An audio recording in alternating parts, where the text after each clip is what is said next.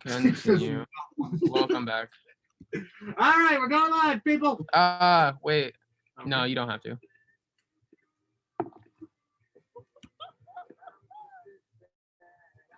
Everybody ready? Oh, GM streak. Yes. Thank you, Isaiah.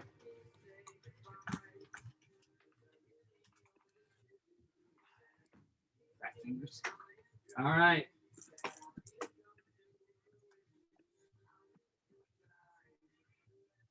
Here we go. We're going live. We're going to do the intro and then we're going to play the intro. Let's If that go. makes any sense. Yeah.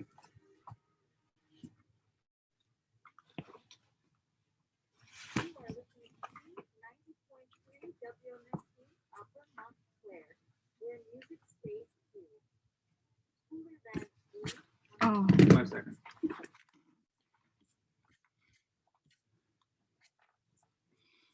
Hello and welcome back to 90.3 WMSC Upper Montclair. This is the Tuesday Morning Buzz. I am your host, Kyle, but not really.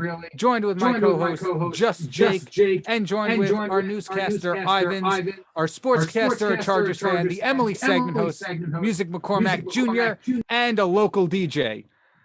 This sounds like the basis for a bad joke. You're listening to The Morning Buzz. To The Morning Buzz. To The Morning Buzz. The Morning Buzz on 90.3. 90.3. 90.3. 90.3 WMSC. WMSC. WMSC Upper Montclair. Upper Montclair, New Jersey. Hello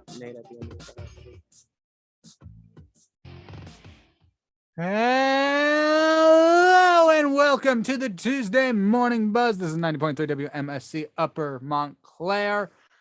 I am your host, Kyle Pepitone, joined my co-host, Jacob Goetz. Good morning. Our newscaster, Aiden Ivers, sportscaster, Tanner Price, segment host, Emily McCormack, and local DJ / shadowing / Friday apprehension, Terry Dickerson. Isaiah, can we have our names back, please? That would be great. How is everybody doing today? I'm doing fantastic, Kyle. I had my coffee. I had a s'mores Pop-Tart. It's going fantastic start to the day so far. Lucky, I had a brown sugar Pop-Tart, and those are they're good, but they're so dry.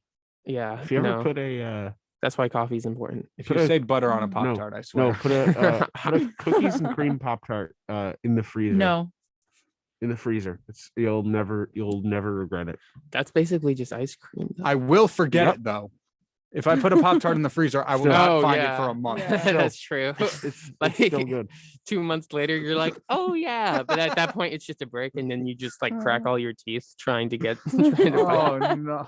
Anyway, there's your news update for today. Pop-Tarts. Yeah, there's your PSA. Don't do that.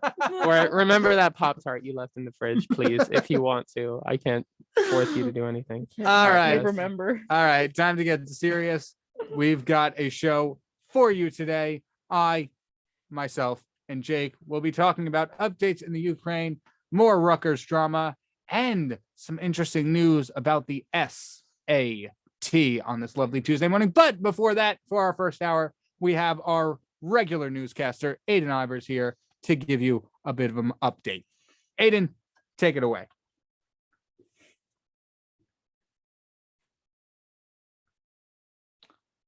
Oh boy. Yeah. Aiden, where'd you go, homie? Let's try this. Did that work?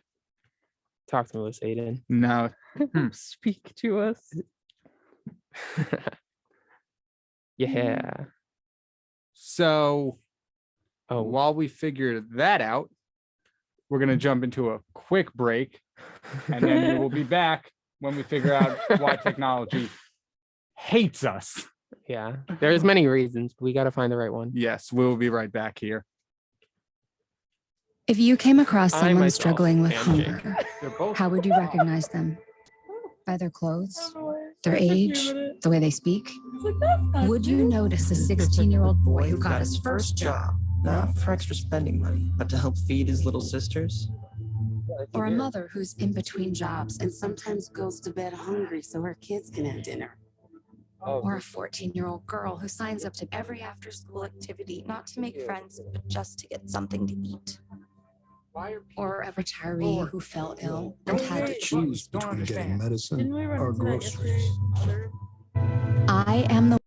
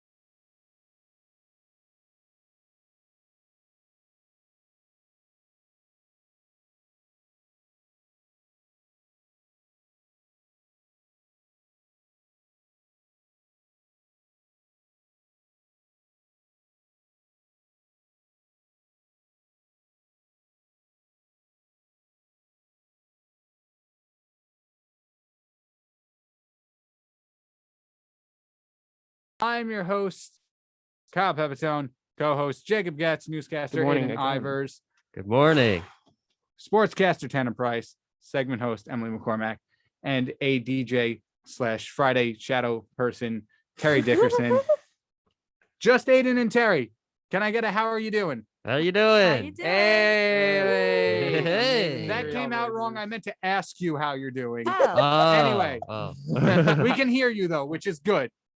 Cool. Well, for context, I'm good. Thank you for asking. That's lovely to hear. Same with me. All right, without any further ado, I do. Aiden, please give us the newscast. Thank you, Kyle. And good morning, everybody. My name is Aiden Ivers, coming at you live from 90.3 WMSC Upper Montclair, New Jersey. Tanner, the Yankees pitching had it together yesterday, but we'll see what happens with the remaining 158 games. The Mets didn't have their pitching either, so I know, like I just said, we'll see what happens in the next 158 games. But in national news, according to KOAA.com, Divide Colorado elected Clyde the Donkey to be mayor with assistance and effort from the municipality's regional animal shelter to help raise money to serve and protect homeless animals. And I have a feeling that if my dog Peach ran for mayor of Staten Island, her number one policy would be, I can't see a single thing if it ain't food. And for statewide news, according to NJ.com, New Jersey reported 1,012 positive COVID tests, along with 4 new deaths yesterday, making it the 7th day in a row in which the state's positivity rate exceeded 1,000. And in local news, according to Montclair Local, the League of Women Voters of Montclair announced its inaugural We Love Eagle Rock Reservation cleanup, taking place on April 23rd, Vinyl-thon, in honor of Earth Day, which is the day before.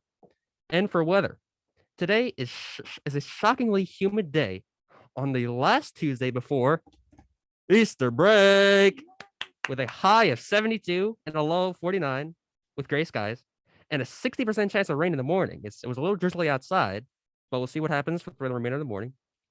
And it's followed by another warm day with a high of 71 and a low of 58 on tomorrow, Wednesday. And Emo, you're not going to like Thursday. We'll have a high of 82 degrees. oh boy. And a low of 51 with a possible 60% chance of thunderstorms in the afternoon. And into Easter break, we'll have a high of sunny 67 and a low of 49 on Friday, high of 70 and a low of 42 on Saturday. And on Easter Sunday, we'll have a high of 54 and a low of 40 with cloudy skies, the perfect weather we all need to stay cozy while we're having that Easter Sunday dinner. This has been your hour 1 newscast here on 90.3 WMSC Upper Montclair. Back to you, Kyle. Awesome. Thank you, Aiden. I have no comments. Tanner, sportscast. In the first game of a heavyweight series in the Bronx, the Yankees lost to the Blue Jays by a final of 3-0. The Blue Jays pitching staff held the Yankees to only 4 hits in the shutout. Alek Manoah with the win, Jamison Tyone gets the loss, and Jordan Romano gets his third save for the neighbors up north. Both teams face off again tonight as nasty Nestor Cortez makes his season debut and Yusei Kikuchi goes for the Blue Jays. Game starts at 7:05 in the Bronx p.m. The Mets lost 5-4 to the division rival Phillies yesterday. Everything was going fine till it reached the 8th inning, and then it wasn't. The Fightins put up 5 runs, capped off by a Didi Gregorius RBI double to give Philly the lead. Mets starter Taijuan Walker exited after the second with a right shoulder injury, and reliever Trevor May appeared to have suffered an arm injury in the nightmare 8th inning. Sir Anthony Dominguez gets the dub for the Phillies, Seth Lugo gets the L, and the save goes to former Met Brad Hand. Tyler McGill makes his second start of the season tonight, and Philly sends former Met Zach Wheeler to the mound for his first start of the young season.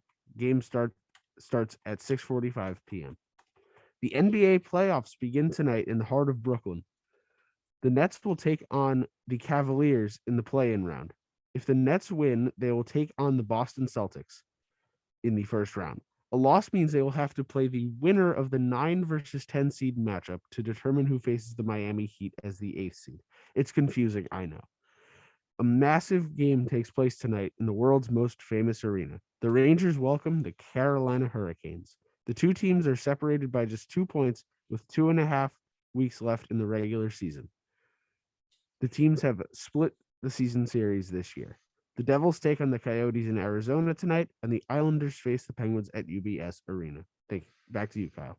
Awesome. Thank you. And moving into our top story today from AP News, we have more updates on the Ukraine and Russia conflict. The mayor of Mariupol, Ukraine, said that on Monday there are more than 10,000 civilians that have died since the Russian attacks began. The mayor also believes that the death tolls could surpass 20,000 as weeks of attacks and privatization leave bodies in Mariupol's people, quote, carpeted through the streets, end quote.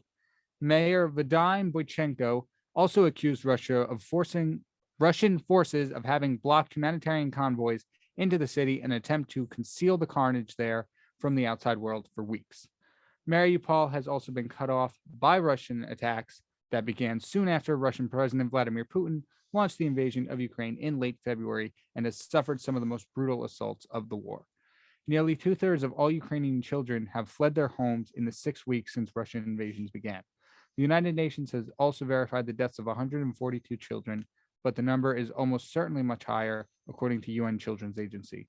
Manuel Fontaine, UNICEF's emergency programs director, said having 4.8 million of Ukraine's 7.5 million children displaced in such a short time is quite incredible, he said. It is something he hasn't seen before that happened so quickly in his 31 years of humanitarian work. Mm-hmm. Yeah, like we said before, it's the only card Russia has to play right now is just to double down on the inhumanity of the whole situation. It's all they can really do to escalate because they have no economic cards. They have nothing else they can really do. So it just seems, unfortunately, like that's what's gonna keep happening until I guess that's a problem until what, So you're saying, like, if they want to keep this conflict going to get what they want, they only have one option, which is to just keep going. Going. It's not going to end until they get to some sort of I don't know. I don't even know what they're looking for at this point. I guess they're trying to I remember there was a while ago, not that long ago, but they said that they were going to try to refocus on claiming the East. But are they going to stick to that? I mean, I don't know. I don't know. There's all these attacks on all these other cities, and it just seems, I don't know, like there's no sense to it, which obviously there isn't. And it seems like these last few weeks, we're starting to see like at least some portion of the aftermath itself. Yeah, because these last 2 weeks we've covered like what you can see now. Yeah, in terms of, like, for lack of a better word, like corpses and stuff. Yeah, no, we're seeing those you know, the human kind of loss Yeah. be documented and the kind of focus there and kind of trying to impart like a sense of the sense of the of what's been done, the scale of it. Well, I think and it sorry. really is beyond imagining. Yeah. Yeah, I'm but sorry, Aiden. no, it's okay. It's okay. I think something to keep in mind though is I think the Canadian government has proposed that they gather up over $1 billion in their federal aid, which is equivalent to around or less than $1 million for US dollars. And that's going to go toward, I think just a international sort of fund.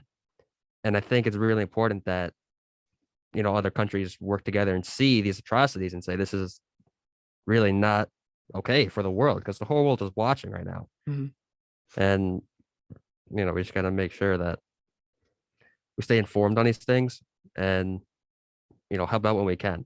Yeah, absolutely. It is yeah, no, it is uplifting to kind of see what nations are trying to do, but Right. at the end of the day, it's it's good to have those things going to humanitarian effort, but I don't know, there's no direct intervention. There's like, I don't know, I feel like it's not gonna stop until I guess like from the way things are looking, like just Russia kind of decides to stop on its own terms, Right. because we can't direct intervene. No. And honestly, sometimes I worry, like as much as I want to see like help being offered, I wonder how much like the aid is going to like, I don't know. I feel like any day like Russia could be like, that's intervening. And like, we have no idea what we're working with here. So yeah, it's a difficult situation, of course. Yeah. And also a quick note from Isaiah. He wrote in the chat that several thousand Ukrainians have entered the United States via the border with Mexico and some on legal visas. Only 12 Ukrainians came through the U.S. refugee program in March via from Reuters, and Biden also said he would accept up to 100,000 Ukrainians. But with that being said, Jake, do you want to bring us to the next story? Yeah, for sure. COVID, remember, not quite dead yet. The city of Gansu closed itself to most arrivals Monday as China battles a major COVID-19 surge in its big eastern cities. Shanghai has had a rough time with COVID infections. 26,000 cases were announced on Monday. Luckily, only 914 of which showed symptoms. The city of 26 million is under tight lockdown, with many residents confined to their homes for up to 3 weeks, and concerns growing over the effect on the economies of China's largest city. China has also been accused of censoring anything related to their food crisis due to the lockdown. Around the country, citizens and visitors to the country are being forced to take COVID tests, and in some cases, it has been reported that you have to get tested twice a day. In some cases, the tests are door to door, but others have to leave their homes to go to a testing site. The financial hub has seen international events canceled because of the crackdown, and local football club. Shanghai Port has been forced to withdraw from the Asian Champions League. No such lockdown has yet been announced for the city of Gansu, a city of 18 million northwest of Hong Kong. Many major companies in China's busiest airports are also inside the city. But a city not too far away from us is also seeing a surge of COVID-19 cases. Philadelphia became the first major US city to reinstate its indoor mask mandate after reporting a sharp increase in coronavirus infections. Confirmed COVID-19 cases have risen more than 50% in the last 10 days, the threshold at which the city's guidelines call for people to wear masks indoors. Wow. It's been a while since we've heard like any big Yeah. COVID news. And so when it comes to what you were reading before, not the Pennsylvania, whatever the state is, I forget. I always mix the two up. Philadelphia. Philadelphia, thank you. I understand like trying to keep people safe. I don't understand the multiple testing per day. Yeah. I don't know what that's gonna do. It is odd.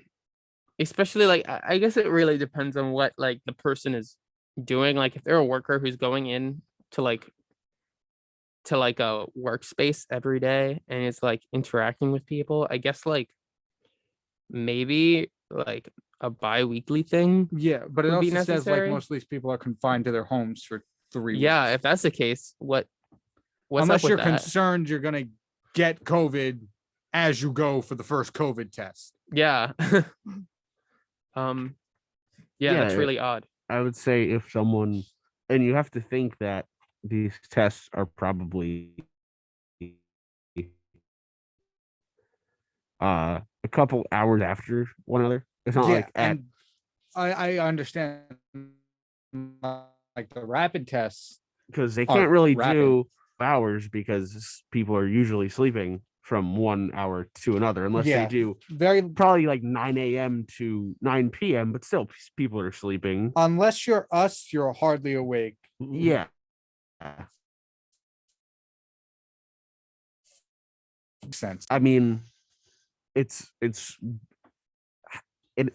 what has to happen if they want to fully eradicate it, but at the same time, Yeah. it might not be the best for people. 3 weeks living in Yeah. your house is not going to be fun. Yeah, and bring it back here. So Philadelphia has Yeah. has reinstated the indoor mask mandate. Yeah, I want it, but it's odd because yesterday I was watching the Mets Phillies game, Right. and it's outdoors, yet it was a probably sold out crowd Right. of 40,000 people. It was So- in Philadelphia, Tanner? Yes, it was in Philadelphia. And what did the audience look like? At every game I've watched this year, there's been no masks At like, all? at Not all. even scattered? Some scattered, but Yeah. But like not but the vast it is majority. but it is an outdoor. It has outdoors. Very true. But they are very packed. They're very close Yeah. together. So, That but I hearing, because this is the first time I'm hearing of the of Philadelphia doing Right. it. I was shocked that it was that they were so with indoors and having mask mandates indoors that they were so strict on here, and then they're outdoors. They have 40,000 people. I really having a think field just day. some people have just stopped caring. Yeah, Yeah, absolutely. I But bet- what I really want to say is I honestly think now this is going to push back Montclair's decision, if ever there was one, to get rid of masks. Mhm. They're probably Yeah. going to use this as an excuse to push it down further. Yeah. And honestly, I feel like if there's any doubt in that decision, then we probably just shouldn't. I know it's annoying, Mhm. but like if there's data showing that like there's a good chance that it could pop up again, like because I also think that like when you say we don't have to wear masks anymore, people are gonna take that to heart, and they're not gonna, Mhm. they're not gonna like be receptive to putting them back on once you say Yeah. that we're Yes. done. There's In the only- interview, There's only so many times that you could say we're lifting a mask mandate and then put it back on, and people Exactly. are still Yeah. going to follow it. It's not. Yeah. No, There's- what you really do is say we're going to lift the mask mandate and then push it back and then push it back Yeah. and then push it back. People are eventually not going to follow what you're saying if it keeps going to Yeah. you don't have to wear your mask anymore. Now you do. Now you don't. Now you do. Yeah, People are eventually it's people are gonna- gonna people are stop going to go, caring. I can't do this It's going to anymore." get to a point like you don't know what you're talking about. I'm going to Yeah. do whatever I want. Yeah. Mhm. Yeah. Yeah, like even there was confusion about this when the coronavirus pandemic first started, Mhm. Yes. and people very are true. still like people still bring that up as like a Mhm. delegitimizing factor. So if you do this as like a red light green light thing, people are gonna get sick of that so fast, and it's going to, just like we saw in the beginning, it's going to delegitimize these Yeah. institutions. Yeah.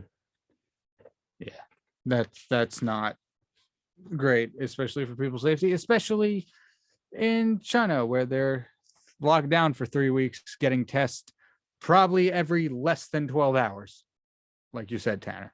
Mhm. But moving on, we are going to take a shorter than usual break because we played most of the legal stuff already. And then we come back, we'll have more stories. These ones about Rutgers and the SAT. They're two different stories, but you get the point. So stay tuned for that. Okay, kids, Dad's gonna teach you how to dance. First, spread your feet apart. Then, pump your knee. Dance like a dad. It's a great way to make a moment with your kids. Visit fatherhood.gov. Brought to you by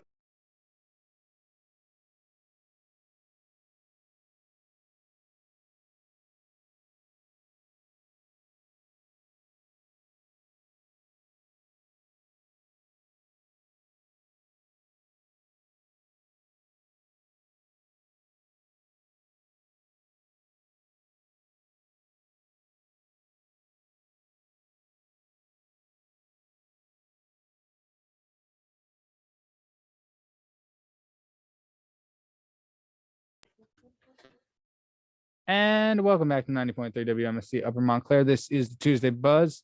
I am your host, Kyle Pepitone, co-host Jacob Goetz, newscaster 1, Aiden Ivers, Hello. newscaster 2, Terry Dickerson, music segment host Emily McCormack, and sportscaster Tanner Price. Good morning, everybody. Good morning. Hi. Good morning. Hi. I would like to ask everybody Hello. a question. What's up? Who here has taken the SAT?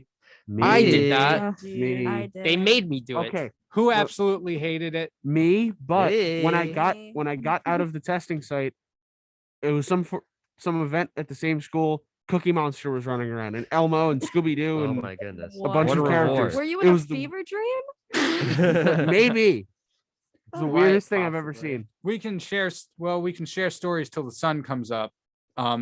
There's no windows in here, We can't. so read it might be anything. up already. Mm. But I would like to say before we go into the news story, I fell asleep during the SAT once Nice. during the Alright. reading Why? section. Good for Nice. Honestly, I think I did too, so I wouldn't feel bad about As it. you should, honestly. I remember there being a whole story about chairs. I was like, I can't do this. Did you just say chairs? I'm very serious.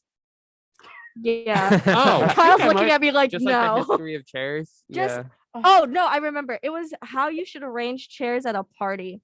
Mm, yeah. That's actually important. I actually wish it is. I don't think that's know. valuable. But they make know, it. if you I don't know how feel to do like that, that- it could be pretty scary. That's Kyle, true. are I you gotta say, afraid? I say this before. The big problem with Sam's, it's not the food, it's the layout. It's not. That's no, that isn't right. There's I this don't know, weird I've- mess of chairs I avoid everywhere. Sam's like the plague. There's feel just like my stomach would Don't be disagree with afraid, you. Bull. no, it's not even like it's not the food, it's the layout. Okay. Mm. Okay. Anyway, none of this matters because the SAT is obsolete now. Not exactly, but according to NJ.com, the rate of the SATs taken have reduced significantly. The SAT, Nice. which stopped being required by many colleges once the pandemic hit, upended education.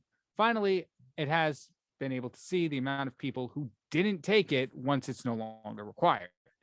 Data released by New Jersey Department of Education on Wednesday shows that less than half of New Jersey students who graduated in 2021 took the SAT.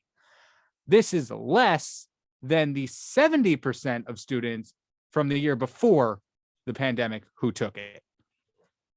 Suzanne McCotter, the dean of TCNJ's School of Education, added, quote, students are still getting accepted to schools without the SATs, and so it's an expense and piece of preparation that they don't need to invest in anymore, end quote. The drop was even larger in the PSAT, the preparatory exam usually given to underclassmen during school hours. Participation in that test dropped more than 50% from the pre-pandemic school year to the 2020-2021 school year. And the ACT, a different college entrance exam, which typically had a lower participation to begin with, also dropped, cut in half. For Facebook and YouTube, Isaiah has this fancy graph. This. Check it out. Let's Ooh. look at Oh the my data. goodness. Fancy. Wow. Wow. Ooh, Okay, it's like stairs. so there's 3 triple bar graphs we're looking at, one for the SAT, one for the ACT, and one for the PSAT, with 3 columns in each, hence the triple. 2018-2019 school year, Gosh. 2019-2020 school year, 2020-2021 school year. Wow. For that's that pretty drastic. 2020-2021 school year, it is significantly lower than the other 2. Mm. This is making me angry agree.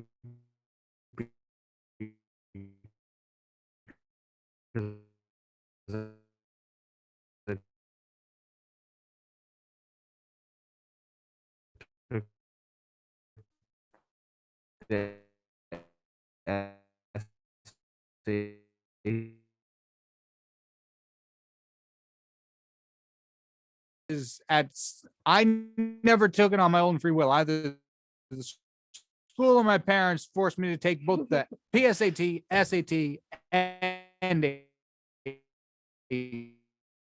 7th of 2020.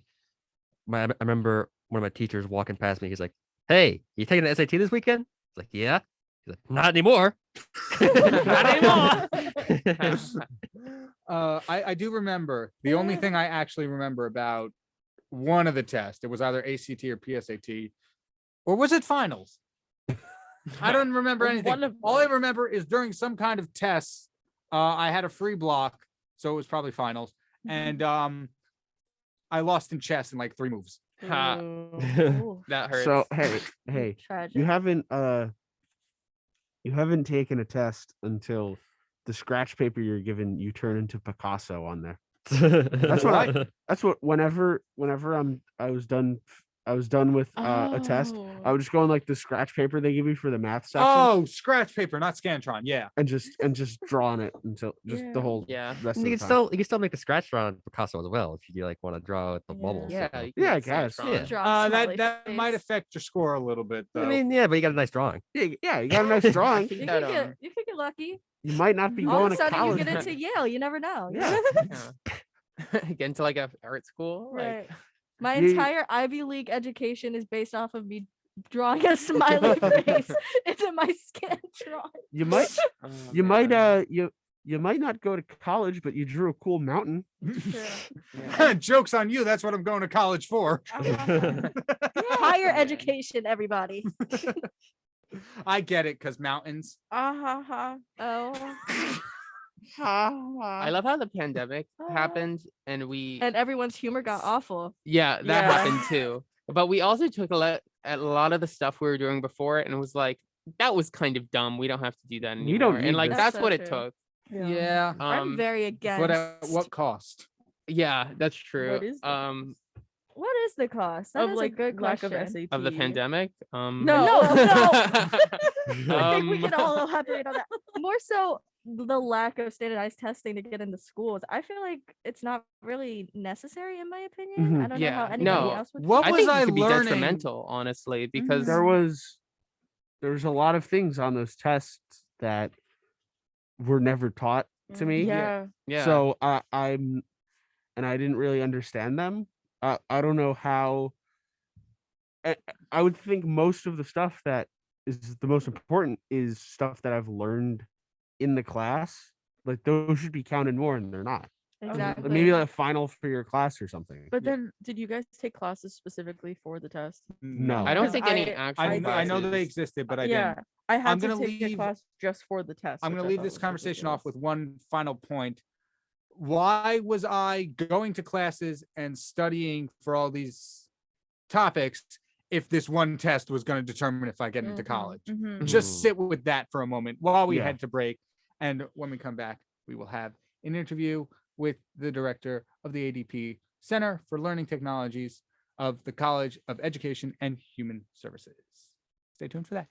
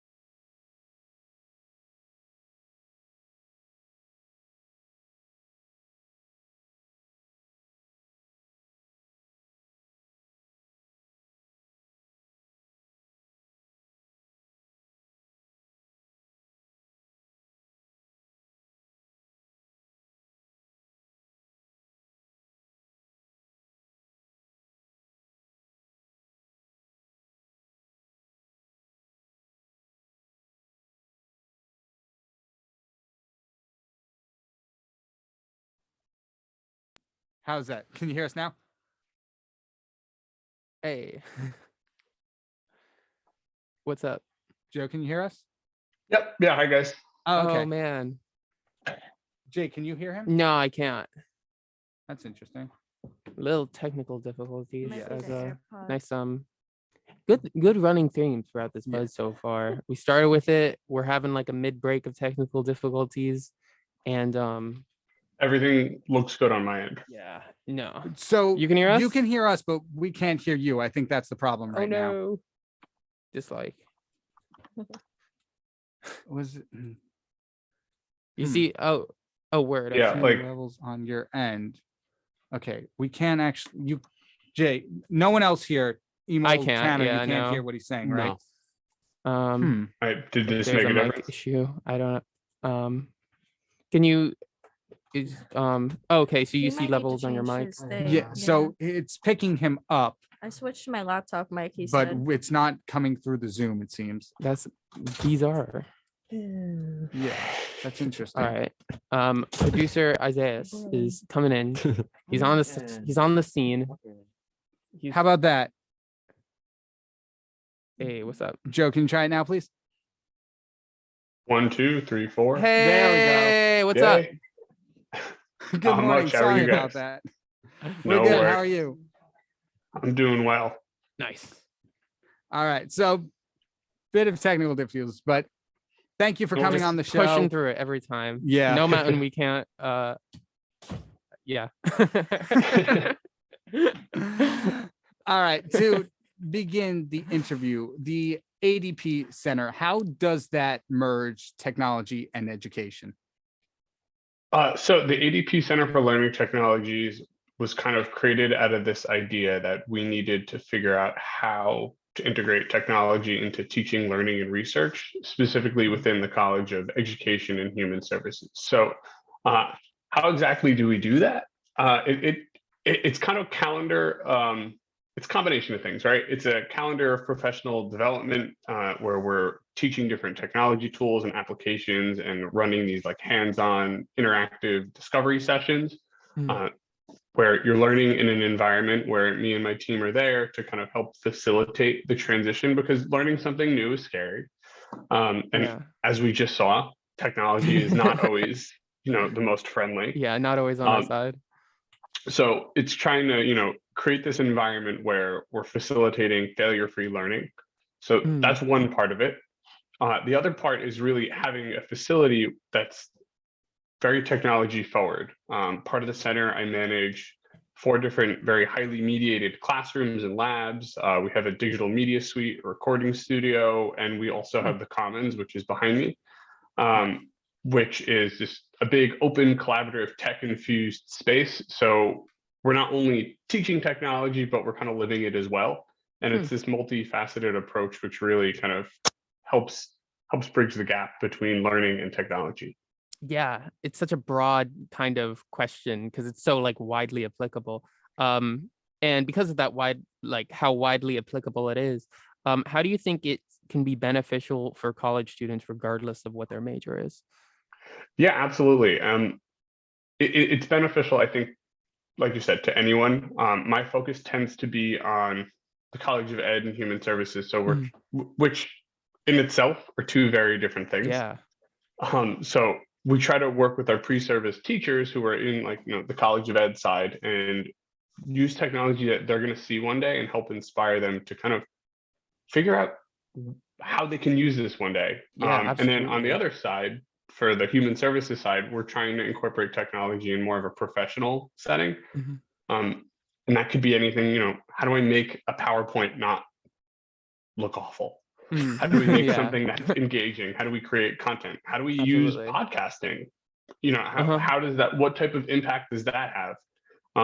So we spend a lot of time on not only just using technology to teach, but talking about content creation and how, in a professional setting, regardless of what your area of specialty is, there's a big impact. Yeah, absolutely. I think there's kind of even like a revolution kind of going on in education at the moment, because like just learning about politics through content that's been created about like YouTube, like throughout that type of stuff, politics, media creation, media analysis. There's so much amazing stuff out there. Well, I mean, one of the things that we've been doing this year that is kind of like we had the idea and we were like, let's throw it out there, see if it sticks. We've been talking to educators about using TikTok in their classroom. Yeah. And that kind of took off, which we were like, TikTok. And I mean, I'm going to be completely honest. I had to sit there with my team of student workers who like completely taught me how to use TikTok the right way. And I've never felt older. No, it is confusing, right? I remember having that moment too. It's very confusing. It's very easy to just keep like, 2 hours of your life is gone because you're just scrolling through and you're like, no, what it's happened? hypnotic. Yeah. It is hypnotic. That's a very good way to say it. But we've been looking at TikTok and, how do we use this in a classroom? Because we're always trying to come up with creative and effective ways to reach our audience. Not just from like a social marketing kind of perspective, but from an education perspective, we need to meet our students where they are. And TikTok has been a great resource to, the students are already there. So how do we gain their respect? How do we, make it an easier transition from their outside of like traditional learning kind of mode? How do we bridge that gap? And TikTok's been a great way to kind of take advantage of that. In the past we've done things on Twitter, but right now Twitter is not as hot as TikTok is. So TikTok figuring is out ways the to kind of new one. Yeah, it's figuring out what the trend is and how we can kind of respond to the trend. And that's something that's kind of fun. That technology changes, so we need to respond to how technology changes and be ready for what's next. Yeah, definitely. And just overall, how does the ADP what do you think the impact of the ADP Center has been on Montclair? Because obviously you've done this new thing with the whole TikTok and integrating social media into the education, which I still trying to wrap my head around. But just like overall, because it's such a versatile thing, like you and Jake both said. Yeah, I mean, I think impact wise, I hope I have as big of an impact as I possibly can. And my goal is always to work with and help as many students and faculty as I can, come in our space, learn about what we're doing, attend a workshop, come in and try out some new tech. So I hope my impact is pretty broad. We tend to have a bigger impact on students in classes that we partner with. In a semester, we can go from, we'll go into classes as well and run sessions that we've kind of co-created with the faculty. So if I'm going into, 20 classes a semester, plus we're doing another 15 to 20 workshops on our own, we have a pretty decent reach. Yeah. And then the commons in a year, we see, this is pre-pandemic, my numbers right now. But in a good year before the pandemic, we were seeing foot traffic of anywhere from 13 to 15,000 visits a year. Wow. And it's what's really interesting about those numbers is the students that find us tend to be juniors and seniors. So we've been really kind of turning our marketing efforts to underclassmen. Yeah. So, we're looking at these numbers and we're seeing that juniors and seniors are coming back and they're visiting us more than once. That means we're doing something right. But I want people in there earlier. I want students to find us, their freshman year, as soon as they could potentially be influenced by some of the work that we're doing and benefit from it. And even get the full experience instead of in their latter 2 years. And if you think about it, in 2 years, like what we're doing completely changes. Yeah. I've been working at the center for 6 years and I've been in various roles and, different capacities, and our professional development lineup from when I first started to what we're doing now looks nothing alike. They look nothing alike. I'm sure. Yeah, obviously, you can't you can never fully predict where the trends are going to go, especially with technology, because it just you can never imagine that. But I'm going to ask you to try. Where do you think where do you kind of see the future for the ATP Center going? Well, looking forward, we're trying to ramp up staffing. We're trying to be a little bit more creative in what we're doing, so our impact can grow. But I think in terms of what the next tech trends are, that's always fun to kind of spitball a little bit. I think VR and AR are going to have a really big influence. I think things shifted for a bit because pre-pandemic things were leaning towards that. And then all of a sudden it was pivot, stop. We need to all learn how to teach on Zoom. So that was kind of like, it diverted for a minute. Yeah. But I think we're going to hear more about that in the upcoming years. I'm sure we've all heard like the word like metaverse, like yes, I was just 7,000 thinking times. that. So I think that's going to have a big influence on education because I mean, students are going to start gravitating towards that. So how do we get ahead of that, and how do we not? We don't want to play catch up. And that's like part of my job is to figure out what's coming next, so we're not behind. So that education is kind of meeting the students always where they currently are. Me learning how to use TikTok effectively. We're still in that TikTok like kind of sphere of influence, right? Like that's still cool. So we're always trying to predict what's next, and I think AR and VR are going to be huge in the upcoming years. But it's interesting to see like things that were hot button but hot button kind of topics in the last few years. 3D printing. Do I think that's going anywhere? No. But do I think that's like this year's or next year's like buzzword for education? No. Which is interesting. So how do we kind of incorporate trends that maybe are not the ones that are going to stick? Yeah, and some trends do stick, and some have like kind of gone to the wayside. They're just there, and it's like cool. And yeah, I mean, I can't say enough how like the pandemic has shifted the way students learn and how we as educators are engaging our students. There's this really interesting kind of, I think, transition happening where I'm sure you guys, even at Montclair, like some of your classes, there's more online components or there's a hybrid component or, things like that where we want that. That hasn't completely gone away. So figuring out how education is kind of responding to a younger generation's, preference is really interesting. Because even this year, we run all of our professional development. We ran them in person last semester, and they were in person. Our attendance wasn't great.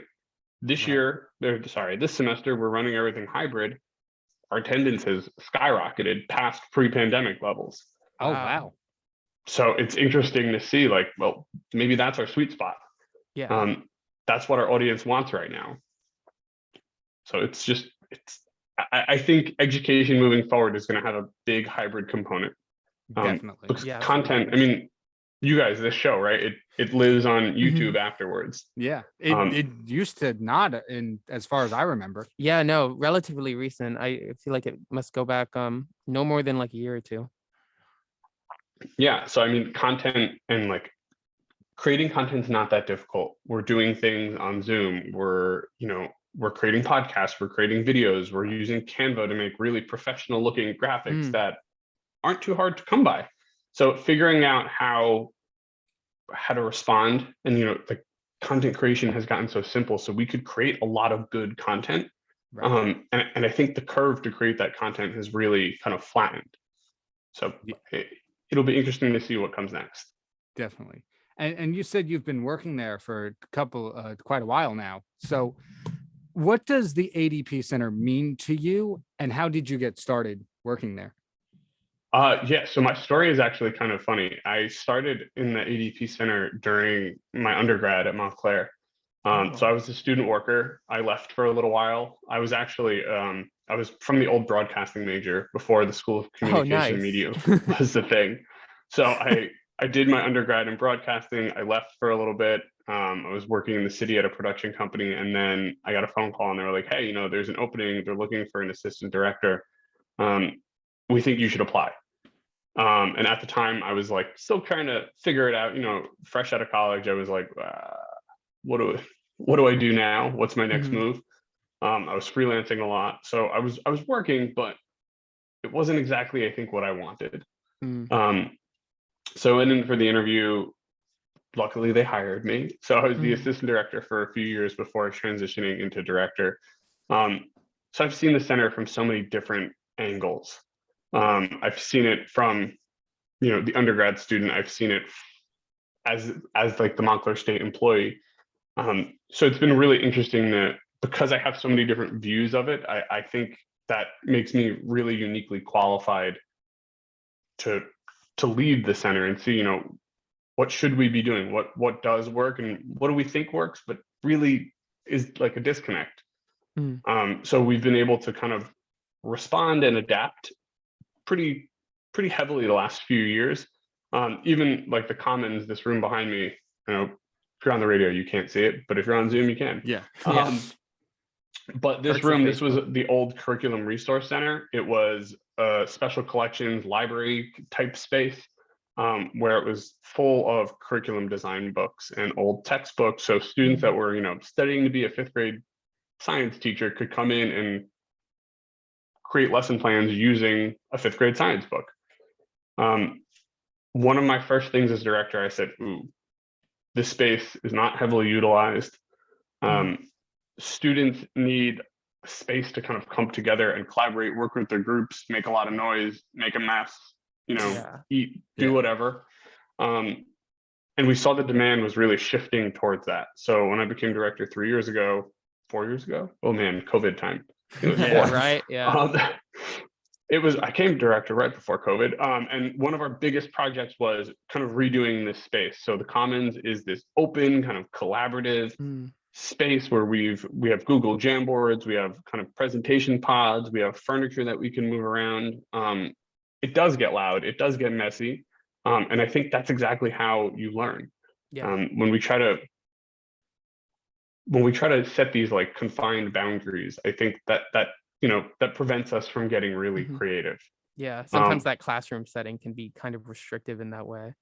Exactly. So we wanted to create a space that was, that was fun by nature. So when you walk in, we got it painted, which was not an easy task, but we got it painted a nice bright color. So things are neutral and we have these beautiful big windows. So you walk in the space and you feel an energy. And that was important. So as soon as you walk in, our front desk staff is there to say, good morning. And we want to kind of set the tone. So it's not just physically being there, it's really experiencing what we have to offer. And that's really important to us.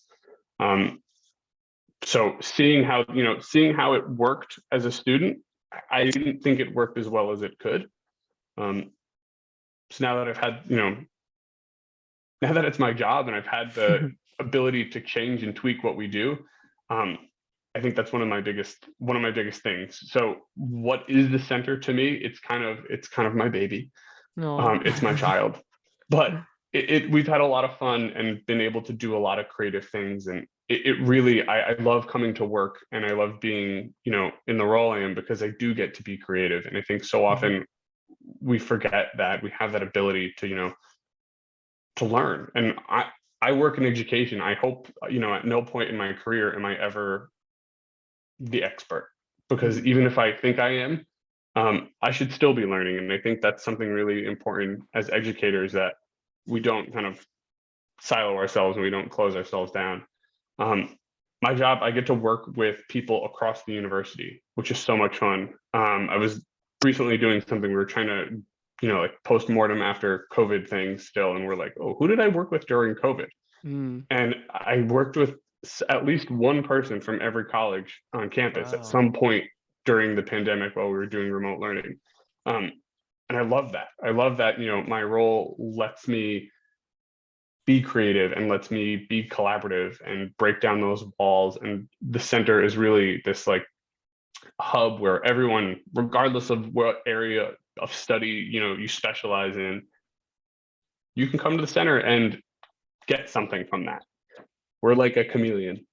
Yeah, that's incredible. Yeah, and even like, I'm even thinking about like how important the space, like having that space for creativity and like where people can be kind of loud and have fun. Like I'm thinking about like the office we have here. It's like, I think everyone at the radio station is very aware of the need for that. And it's nice to know that like there are other places like that on campus. So what I'm kind of wondering is, how can students get involved at the ADP Center? Yeah, thank you. So you could always check out adpcenter.org, which is just a redirect to the Montclair website. We update that webpage very frequently. We are on Instagram, Twitter, and Facebook at ADP Center. Or you could stop by Monday through Thursday. We're open till 8:30 at night. Fridays we're open till 2 in the afternoon. We're on the first floor of University Hall, directly across from the courtyard. If you get lost, University Hall, the first floor is a big square. Just keep going around the square and you can't miss us. Nice. Well, thank you so much for joining us. Yes. Thank you guys so much. It was great talking to you. Thank you.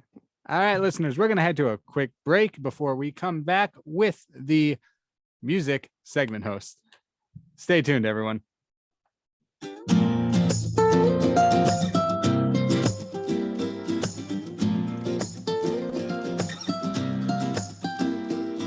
Everything is coming to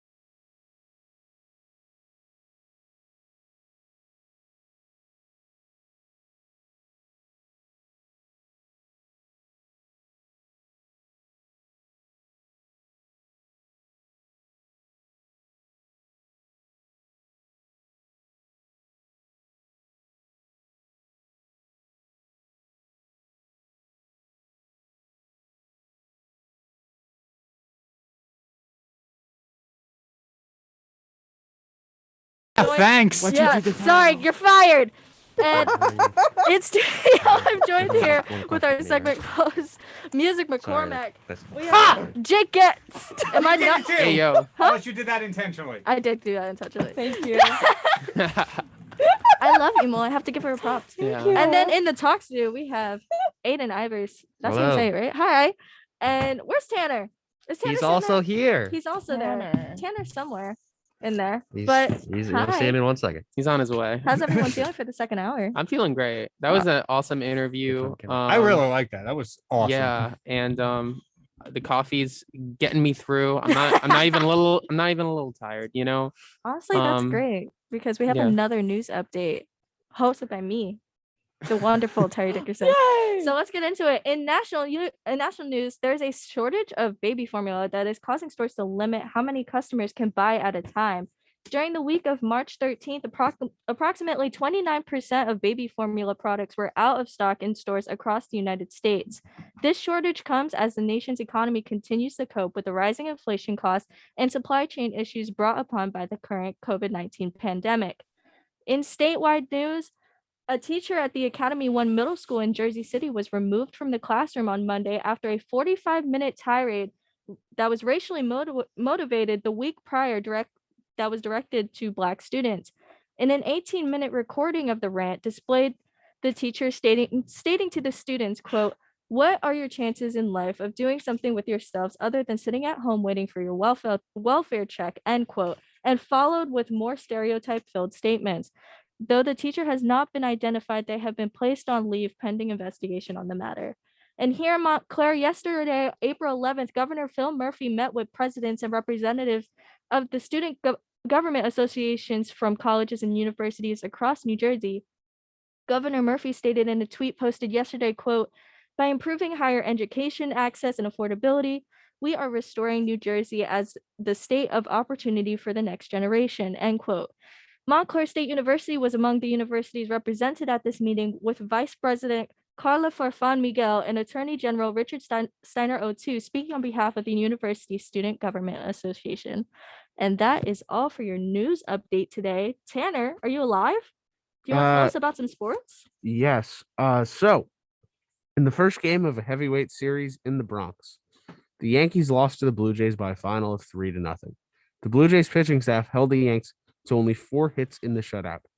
Alek Manoah gets the win, Jameson Taillon gets the loss, and Jordan Romano gets his 3rd save for our neighbors up north.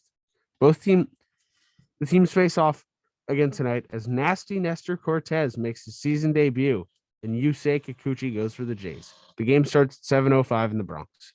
The Mets lost 5-4 to the division rival Phillies yesterday.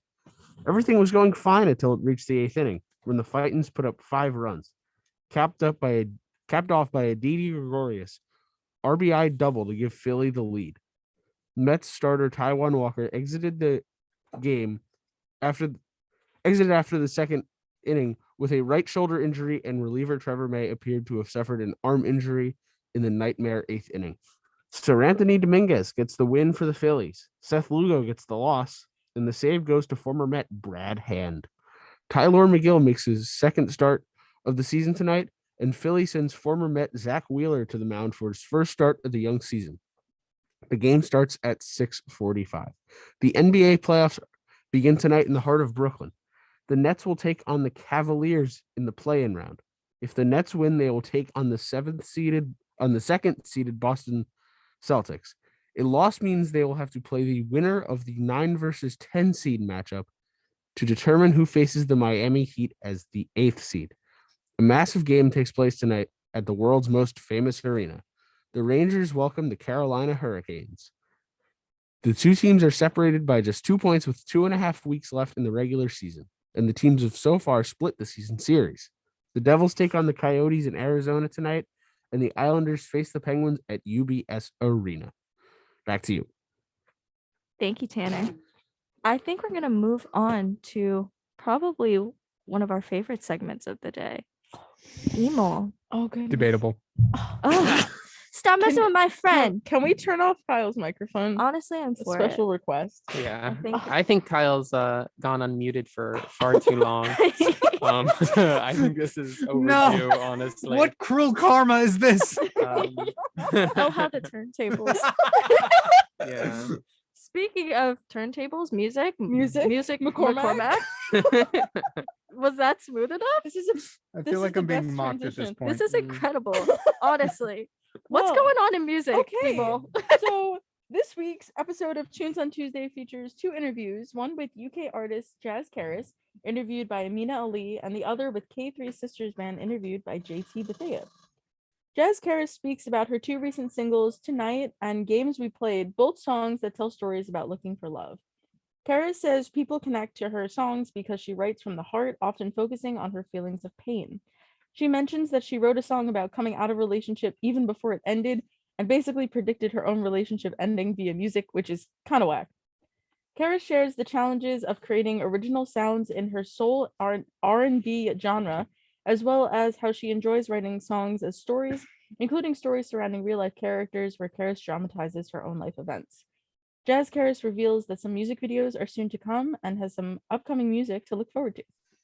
Our second interview is with K3 Sisters Band, a group of 3 sisters who are part of an entirely musical family. The girls are 4th-generation musicians, and their parents brought them on stage at the age of 4, and they officially created their band back in 2009. The sisters talk about their personal journeys, balancing music and personal life, and feelings on performing in front of large audiences, and their musical messages on overcoming loneliness and finding a sense of community. The K3 Sisters Band talk about wanting to be inspirations to others and want to share their story and provide advice to future musicians. They are currently working on their 13th album, and we can expect more music from them sometime in the near future. New music from Jazz Karis, K3 Sisters Band, C+, Mistine, Veronica Everhart, Algonzo, and more on Tunes on Tuesday, which airs at 2 and 5 p.m. You could listen in for new music and good vibes. This week's discussion topic I have is the K3 Sisters Band have been performing and learning instruments since a very young age. Does anyone know how to play an instrument? And if you do not, what instrument do you wish you knew how to play? I play a mean slide whistle. That was my only contribution. Para mucha to gente my... del país, tener un día de That's an instrument. I know how to play that too. That was the only contribution to my middle school band, like concert. I played bass guitar in my high school's in Whoa, my middle that's school really cool. in my middle school and high school's band. I was not good at it so much Really? that the band director told my friend who was in percussion to turn off my amp. Oh my god. I remember now, my friend didn't tell me this until a couple years later when I was when I quit the band. Was I the band director? No. So I remember playing and I didn't feel anything. And I was something's wrong here, but I didn't want to interrupt the whole show.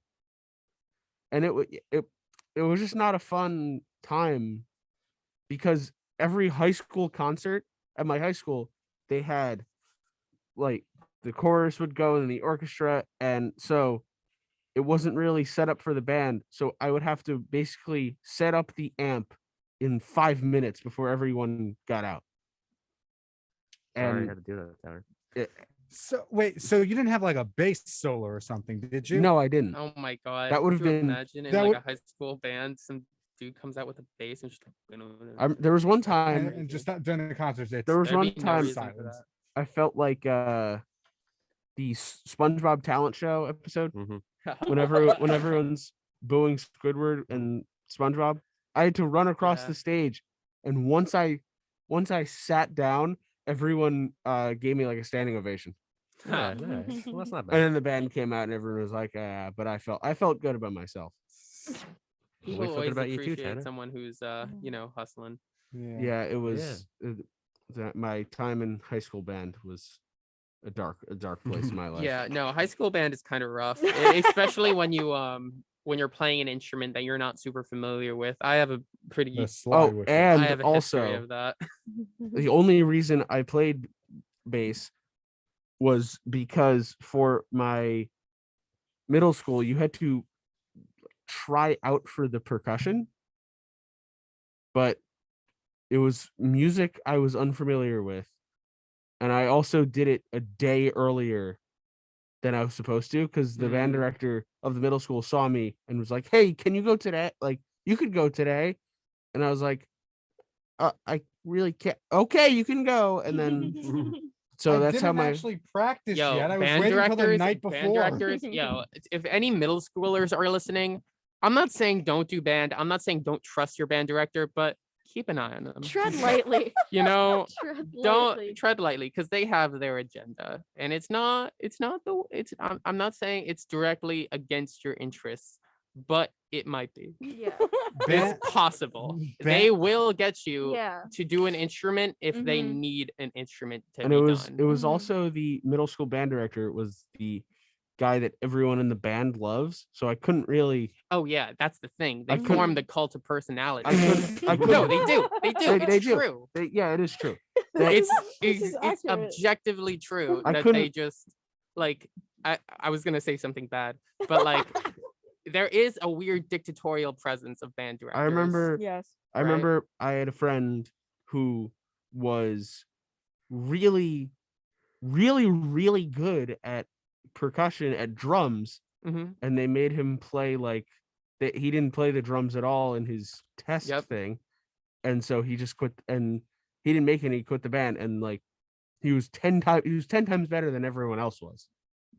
Let me tell you, I played oboe for a year. This Interesting. individual right here, the one you're listening to, played That- oboe for an extended period of time. And before that, he played percussion.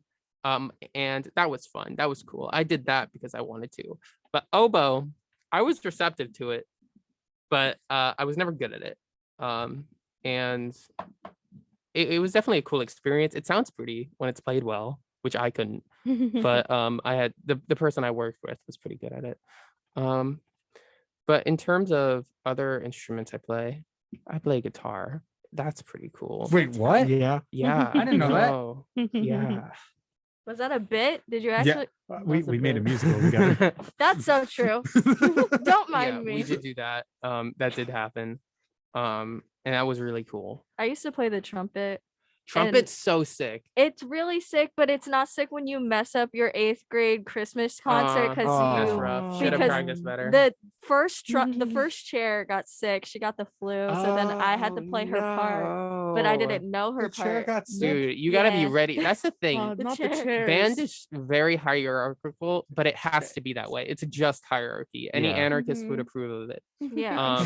Because Anarchist would like approve. because like that's kind of how you gotta be. Like you have to be ready. Like, okay, like I'm an understudy. Like I gotta be ready to jump on that and That's so seize true. that position if I can. Like, yeah, you have to almost be a little vindictive in that way. Yeah. I very much like to think I can play the sing, but I know I can't. That's all I can. Anyone can play the sing, All I can Kyle. do. I can play the tambourine. I was Hey. given the Yeah. one non-singing role in my high school rendition of the Little Mermaid. Hey, Although- They're like, sometimes spoken word music is better than no, any- I'm sorry. No, this character had no songs at all. Oh, word. Oh, Good for you. they gave it just to you. Grimsby. Although Wow. I Oh, would, delicious. although I would say that I would, if someone, I would learn the bass again now, because back then I was playing bass guitar for songs that shouldn't have a bass guitar. They had to make specific parts for me. There was You're so song, talented, That's Tanner. always awkward. there were when you songs need to made do that. in there's songs made in when electric guitars didn't exist, and I'm playing them. All right, everybody, Yeah. get Beethoven's Fifth. We're gonna start with a bass solo. Yeah, but yeah, if I could just have one now and like learn songs that I know, Yeah. that would be a lot better, and play songs that that are actually made for bass guitar, not Yeah. just Some rock songs. yeah. A good bass, a good bass line is just absolutely. That's fair. Nothing hits like a good bass On line. that note, shout out to the band kids out there. Know that therapy is an option for everyone. And we are gonna go on Can a we quick extend that break to the theater kids? Yeah. to theater To kids the as theater well. kids, the band kids. We're gonna take a quick break here on the Um, morning, guys, and we'll be back soon with our next segment. Uh-oh, Brad's buzzed. Oh, yeah? Yeah, he's starting with the woots. Good thing is, he knows when he's buzzed. No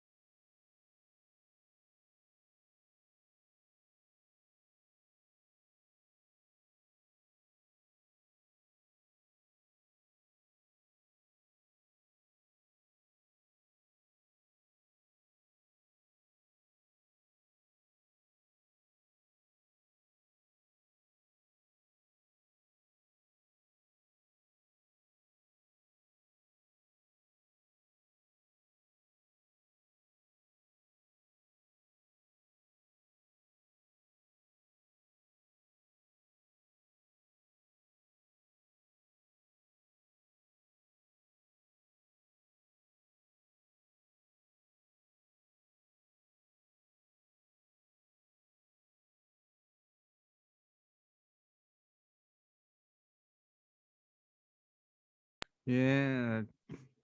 Rest in peace. I could. You could. Dang it, it's such a heartwarming story. It's seems- usually my job to take it by default. You can take it, Kyle. Isaiah is also in the room now. He has joined us, and I'm screaming at him. He's babysitting me, so I don't blow up the studio. You're not gonna blow up the studio. Knock on wood. It is with the heaviest heart that I announce that the Kmart in Annville, New Jersey is closing. Let us please take a moment of FCC approved moment of silence. Somebody please make some sort of white noise.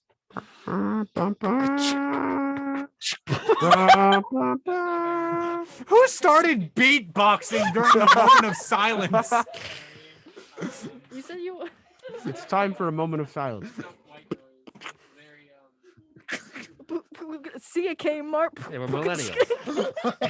Kmart is gone. Kmart. Anyway. What happened, Kyle? What? To Kmart. I'm getting to it. Get. It closed. That's what happened to it. It's closed. Get. Not much else to say. It closed. It's set to close. However, now that it is set to close, that means there are only 3 Kmart stores left in the United States, those being in Westward, New Jersey, Long Island, New York, and Miami, Florida. Apparently, the West Coast does not care, which is weird because all their radio stations start with K. Wow. Conspiracy. Anyway, at one time, Kmart used to employ 300,000 people and had 2,440 stores across the country. Wow. Whack. I remember those Kmart days. My mom used to love going to Kmart, dude. Like on a Sunday afternoon, you're like, Mom, I don't feel like going. And you're just getting drug around a Kmart all day. This is sad. Sounds like the Brady Bunch. But now I guess it can be converted into museums, you know? The Kmart, The Kmart Museum. the Kmart exhibit. Back in my day, I went to Kmart. Not too long ago, there used to be one sat down right by my house. Supermarkets you've ever been to in your life. Just imagine that, but exactly that. Say that again. Huh? You didn't hear me? No. Wow, you muted me? That's really messed up. But yeah, no, Kmart, it was basically just like it's just Target, right? Kind of. They do all No. that. I think I've been I to don't all think they Kmart. had groceries though. No? Or I've they had, been like, to a small- Kmart Oh, like really? once in my Oh, life, yeah, that's maybe. true. They had It's like not a really. small grocery section, but it was mostly clothes. Yeah. Are we talking Target or Kmart now? I'm very confused. It's all, Kmart. it's all Okay. the same. The same genre. Yeah, it's the same genre thing. Different It's format, not different font. Yeah. Italicized. slightly different font, honestly. Bold. Different Hi, subgenres of Isaiah. stores. Different flavor Yeah, of building. I'm always glad to Different see flavor. Isaiah. corporations failing and Mm. suits being very bad at what they do. This is how But Jake thrives. Blockbuster. Blockbuster, There's like one left, I think. I Is mean that that's the what you exception? that's creative destruction, and it's justified. Tell them, Jake. Um, They made the last Blockbuster into an Airbnb, I think. that's kind of sick. Or there is a Oh. Blockbuster that is an Airbnb, and you can rent it out and just chill in there. I want to think do Did they that. keep the movies there? Yeah, that you can just play whatever movies you want. That is pretty Oh. awesome. Does it cost extra? No, I think it's like They all charge by a the part of- movie. It's By the probably a lot. movie. It's probably a lot. Just like for Turns out it's that. just a There red is- box. There It's just is- a It's red just a movie box. theater. It's just like an empty building with a red box machine. okay. There is one Blockbuster video still open in Bend, Oregon. Oh, really? I thought it was in Oh. Alaska. No, it's in Oregon. Yeah. There's Interesting. one. One. Is that the Airbnb or is it like actually No. open? No, I think it's just Blockbuster. Wow. All right. Incredible. Oh wait, no. I think it could be an Airbnb. I see an article. Oh. Tanner, you're gonna have to give me updated directions here. If I'm going, I gotta know where I'm going. Yeah, it the last Blockbuster is also the Airbnb, but I think it's both. It's still the store, but there's also an Airbnb as well. That is Interesting. quaint. I'd be That very. is Wait, how is interesting. it? Where do they put the room though? Is it like in the basement? I think No, it's like, it's a it's in the whole- middle. It's So It's like It's the just whole like in the thing. middle. That's a weird store. it's like the end of it's like the end of Unless the it's like store. an IKEA setup, right? I Where found it. like Kind of. there's just like a room nothing's in functional. between. Airbnb. Nothing's functional. It's an No. IKEA setup. It's all for display. No, there's a picture. It looks like I mean, the couch is an Oh, IKEA wait, function. wait, Yeah. wait. It looks like all the windows are still there. That's Unless it's an old photo. I'd feel weird about no, watching a I movie believe it's and with like I don't know. there's the store all around with all the movies, Watch a movie and somebody watches you. and then there's can't make that. walls or something around, kind of around where you are. So that's where you could watch the movies and stuff. That'd But I be don't know. cool to like bring a bunch of people there. Yeah, I And just guess. Movie night. Blockbuster throwback. Tuesday morning buzz at Blockbuster. Ooh. Yeah, in Oregon. All right, Oregon. everybody, pack your bags. We're going on the Oregon Trail. Yeah. No, I died on that several times. I have photos to prove it. Continue. On that note, Here lies you mole. It's a text We need to adventure move game. on immediately. we need to move on. Guys, yes, Oregon Trail, the famous text adventure game, nothing else. Here That's not lies fine. This Emily. visual. You're right. I'm dumb. Anyone in the mood for Am I in the Wrong? I always am, Kyle but is sure. definitely in the wrong. You track. are. Is Kyle in the wrong? Yes. I've been fired. I think that I've was hit the my limit first of in the one. wrong. No, and you still found a way to surpass it. We thrive here at WMSC. Anyways, I'm gonna start off the Am I in the Wrong? All right, word. So last summer, I started dating this 45-year-old man. I'm a 33-year-old woman. Ooh. In December, already oof.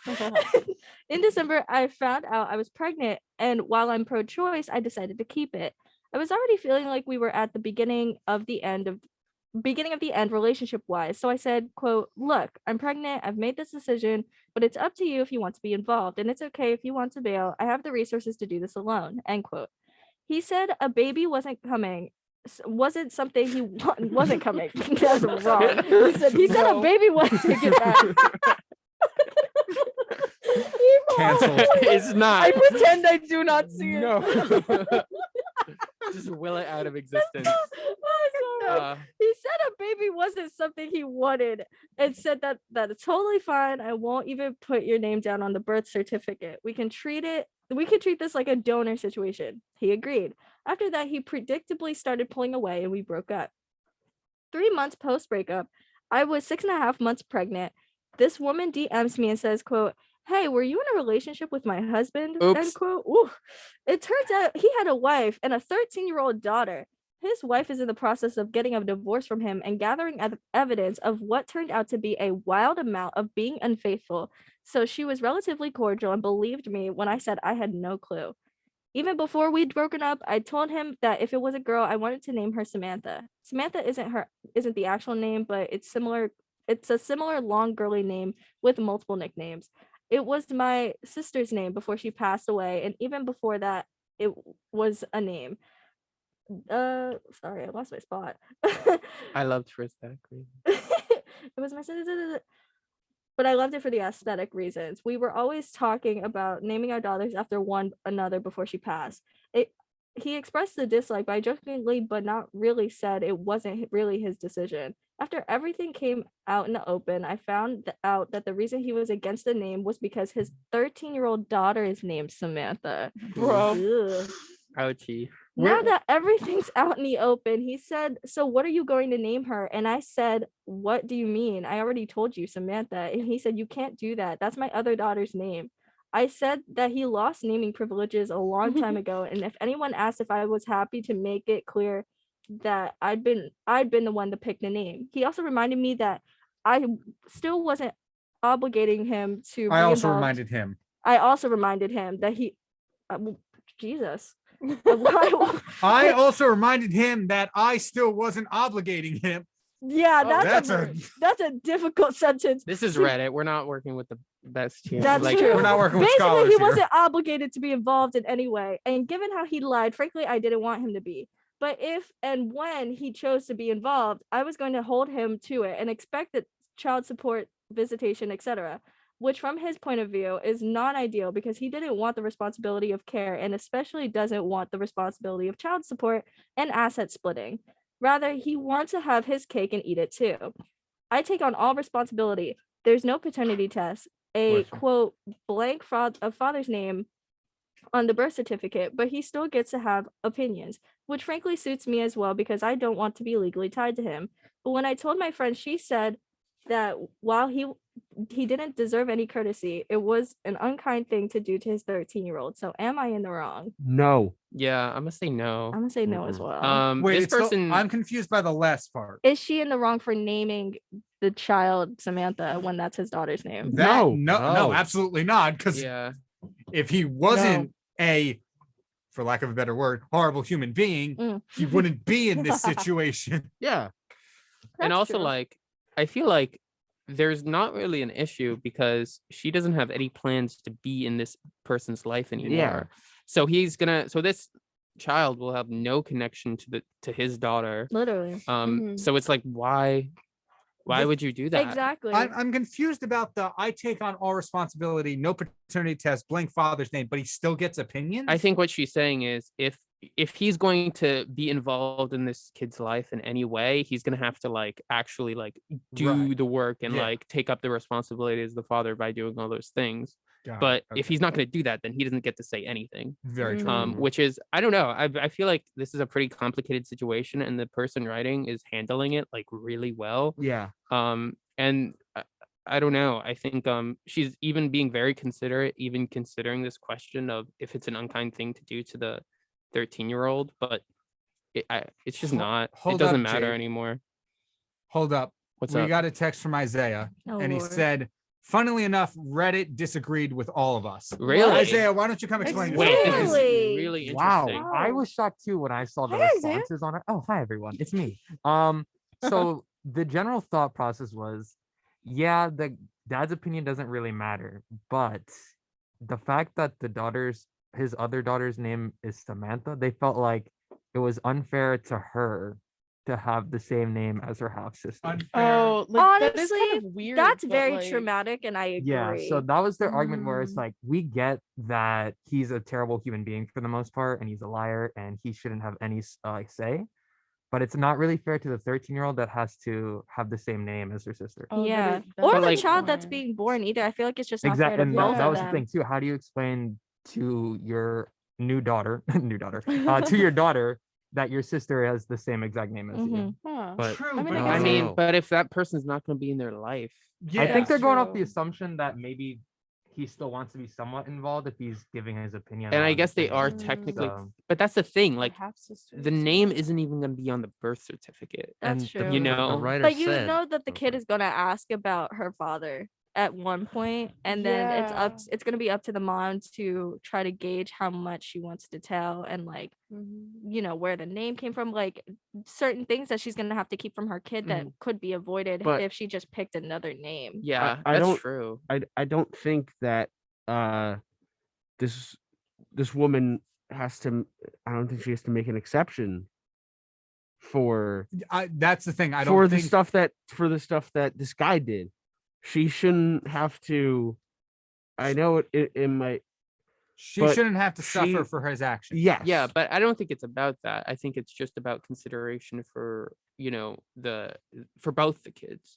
And I could see how like maybe just in case there's like a relationship between them in the future and the same name is like odd.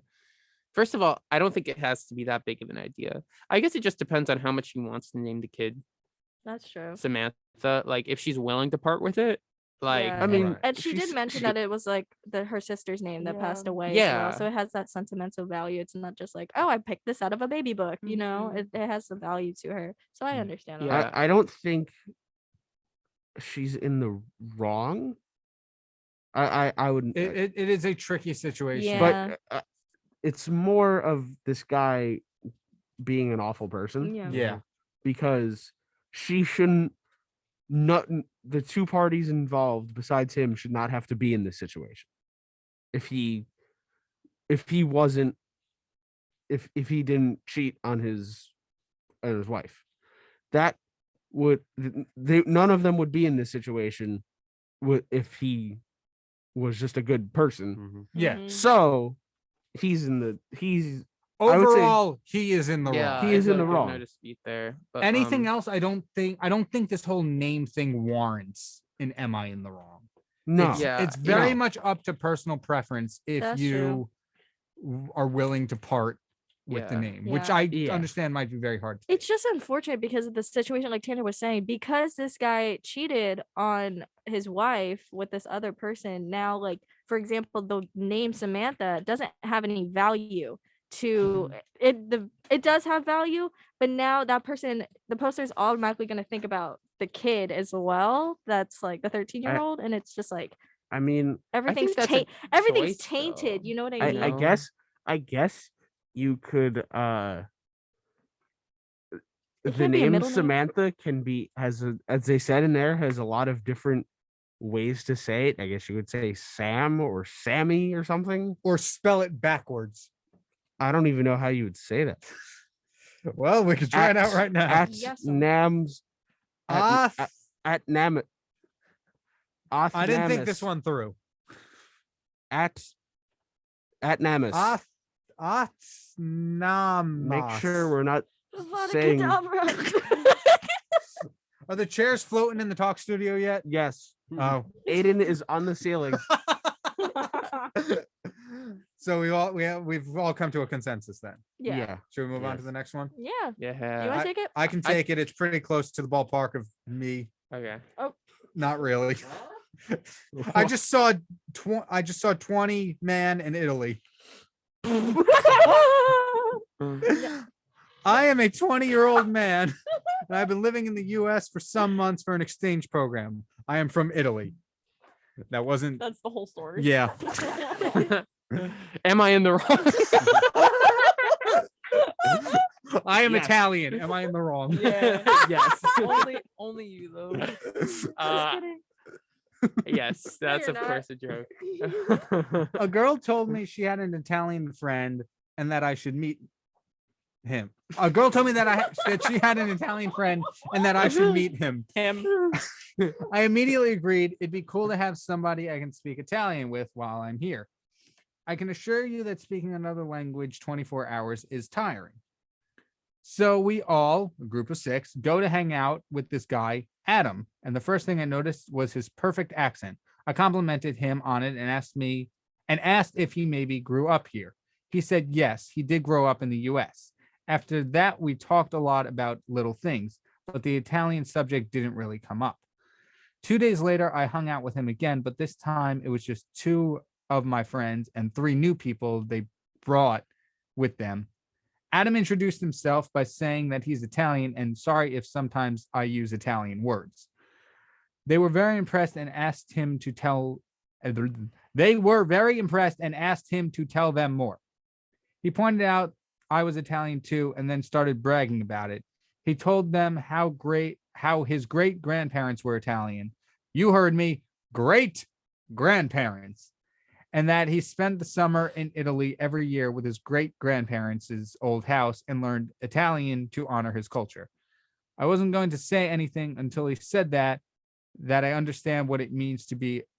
I wasn't going to say anything until he said that. I understand what it means to be a different culture.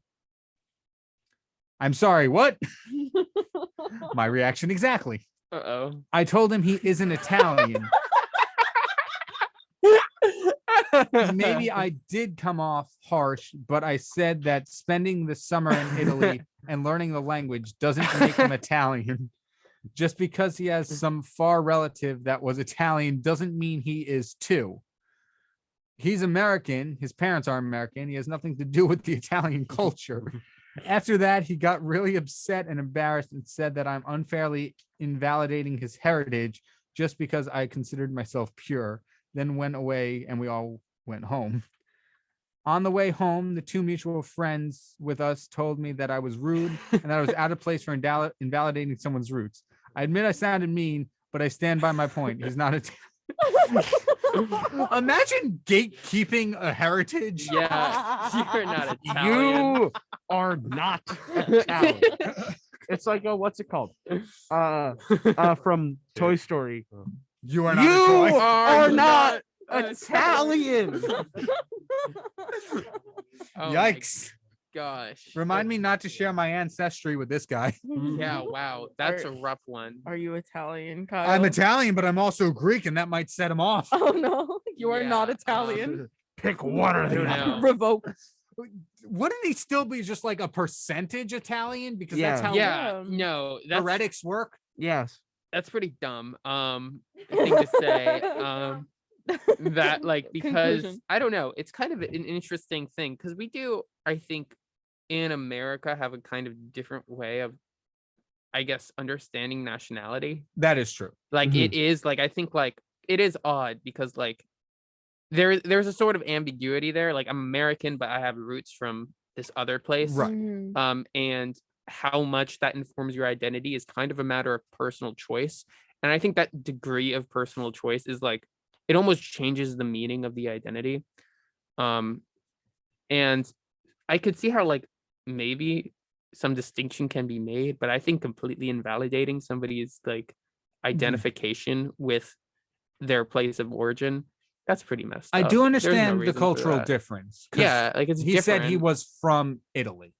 Yeah, like if you grew up in Italy, then I think and like you speak the language and like you're literally like from there and Yeah, you're visiting born and America. raised.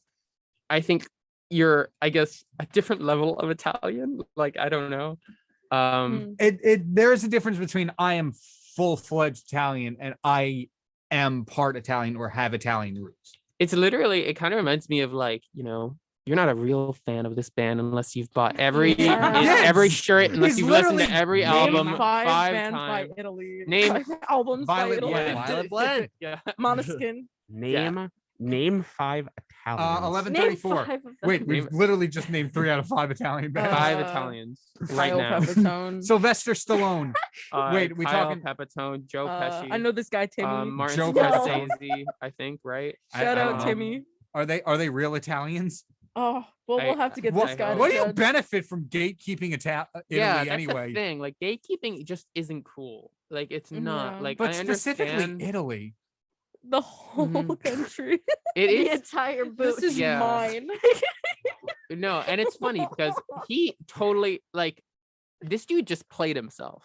That's the thing. Because Mhm. he's looking for friends that he could speak the language to, that he could assimilate, and like he's like this is the perfect friend for him, this Adam guy, because on one hand he can speak the language to him. Yeah. He Mhm. can talk to him. He can kind of relate to him He on the has basis some. of He's culture. been to Italy. He has some he's been knowledge there. of it. He Yeah. knows it. The It's thing- in his roots. Like the family traditions continue on, but If he also could not use him, but like he could also be a big like help to like assimilate into America I to could- like kind of get a feel for the culture. I could see maybe if there was no mention of the guy's great grandparents were Italian, but that defeats this guy's whole point. The guy has Italian roots. Yeah. Like Yeah. I'm not gonna. If my great grandparents were from somewhere, I would say, yeah, I'm part this. I'm not gonna. It's got to come from somewhere. Yeah. Exactly. And in America in particular, since Yeah, we exactly. have so many people coming from so many different places, Right. if you're like generations along like Italian American, that doesn't mean you don't have those Italian roots, and like culture in America is different than living in the actual country. Yeah, But Mhm. it's still something to be acknowledged and something to be able to take in. Like for example, I'm Black and Filipino, but I'm the first generation American in my family. I don't live in the Philippines, or I don't know where my Black history goes to, but that doesn't make me any less of those Yeah. Mhm. identities. So I feel like this person it's just such a culture shock, I think, Yeah. coming to America and It is. seeing how differently we treat culture and lineage and heritage in that way. So I think that's where like the miscommunication was on this. I think he's given up a good contender to join the Italian hive mind. The hive mind. I feel like it's this weird like The meatball. identification. It's not The even about meatball. No way. Ugh. As we think about this giant hive mind meatball, we could go to break. I've and started something You here. did start something. You started a thought experiment. But when we come back, we have some more stories for everybody here on 90.3 WMSC on the morning bus. Para mucha gente del país, tener un día de tranquilidad con la familia es difícil. Le pasa a Raquel de Dallas, una madre que trabaja. Los niños tienen que ir a la escuela.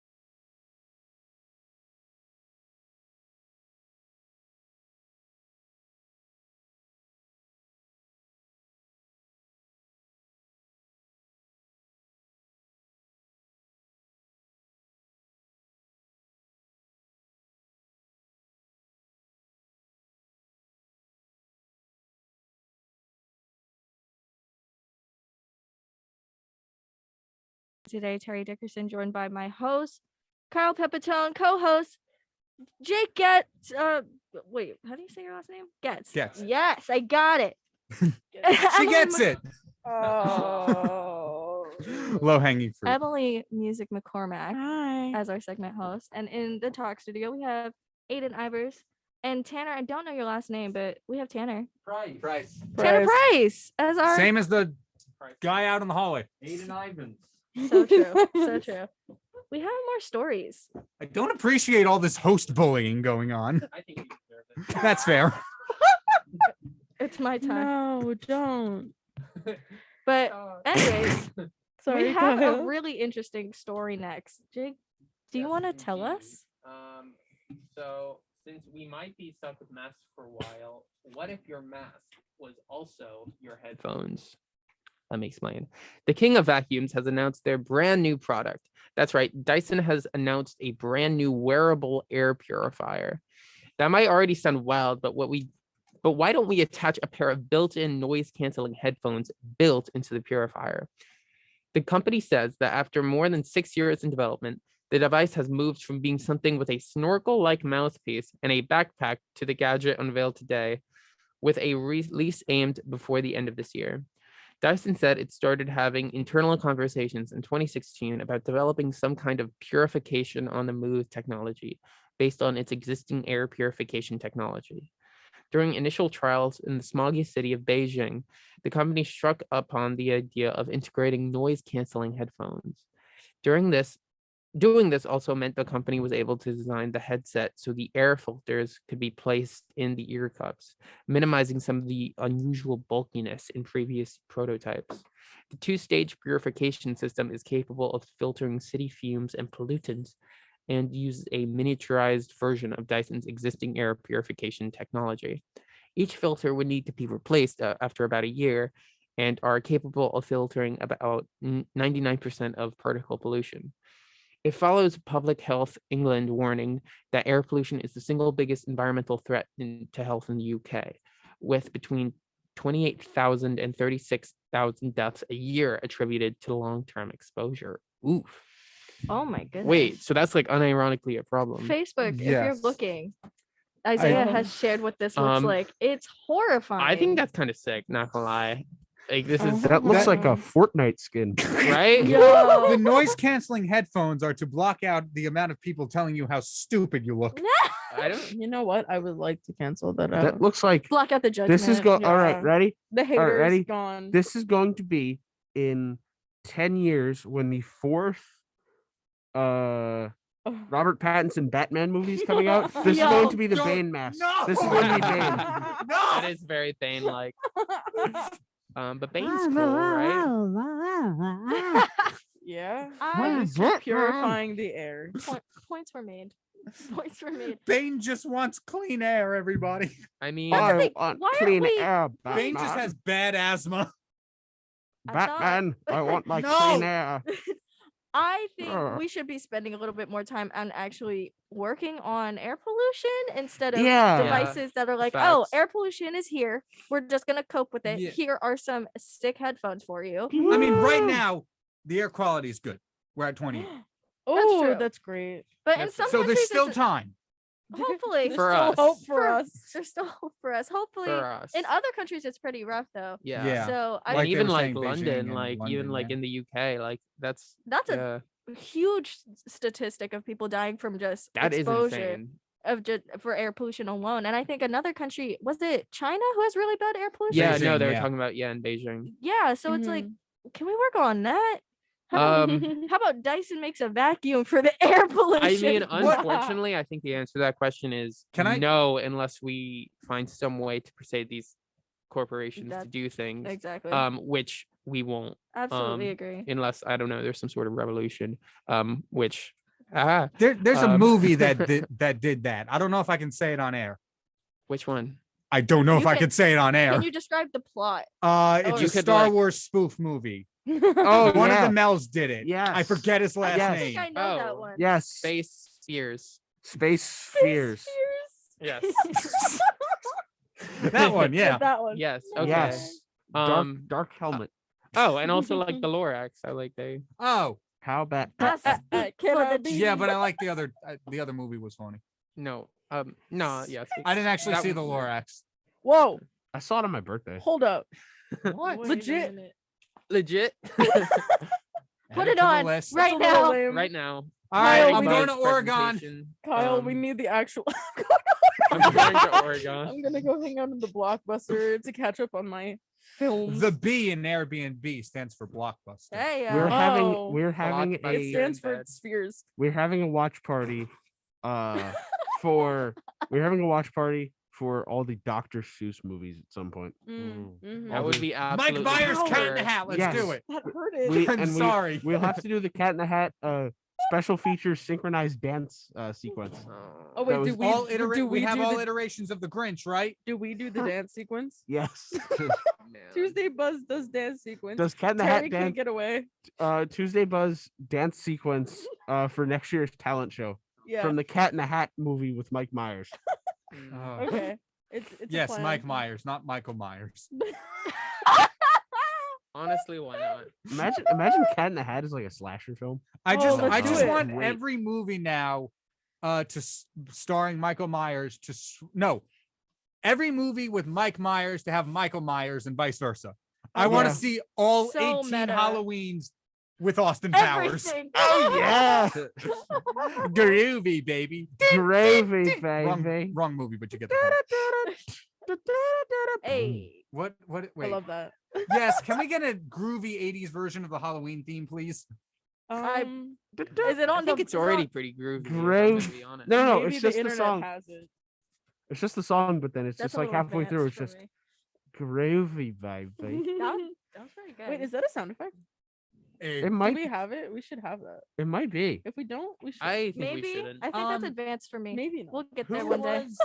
Who won? Who was Austin Powers during the WMSC Halloween party? Nick Najarian. I thought so. Shout Yeah. out Nick. That was the Shout greatest Halloween Gravy, costume ever. baby. Yeah. For our What a next, guy. For our next story, I'll let you all have the pick. We can Oh. do the last one of the last two. I'm afraid of the last one. Which one? Or the last oh, one it's or the second to raw. last one. I can. I'm I think that's confused. all the. I'm confused on the Yeah. second to last one. No, it's bad or worse. Oh, shit. all in Oh, I favor don't like- of the second to last one, say aye. I'm I say terrified. I really want to know. Aye. One eye, two eyes. I'm neutral. Who's trying to I'm read just this? a I'm fine with Chaotic either. neutral. I'm fine with okay. I'll either. flip a coin. I don't own a coin. I'm Uh, fine with either. Tails. We'll do the second to last one. All right. right. Take it, Kyle. Okay. The Babe Ruth of murder. Isaiah, we need to talk later. Yeah. From lithub.com. The trial. Isaiah is I don't know if he's dying in okay. the corner. He is in the corner. Oh, I love the visual The proof. visual. And then Facebook bonk. at least knows. All right. All right. Let's get serious here. So serious. The trial of a self-published romance writer accused of fatally shooting her chef of a husband has begun. Why did he say it like that? It sounded weird the other way to me. That reminded me Her of the- chef husband. That's To a so- chef of a No, husband. y'all know the Chef of a PSAT. husband. Sounded like an insult.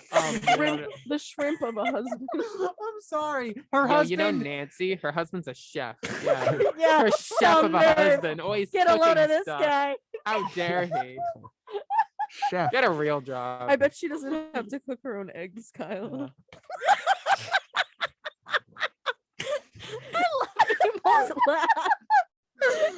Okay. This is Okay, we're continue. having a Cramp- joker moment. Nancy, Let's get back. Nancy Crampton Brophy has remained in custody since her arrest in September of 2018. She is facing murder charge. Guys, I'm trying to read a serious story here. Go. You got it.